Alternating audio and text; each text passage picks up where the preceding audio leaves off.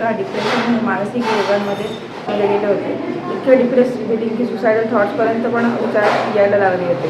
तेव्हा पुढे कळालं की कुठेतरी पडते, मी गेलं पाहिजे, भेटलं पाहिजे. त्यानंतर संवाद जे आहे ऑर्गनायझेशन इथे हे कळालं की याविषयी डिप्रेशन किंवा मानसिक रोगांविषयी इथे भरपूर ट्रेनिंग वगैरे मिळते.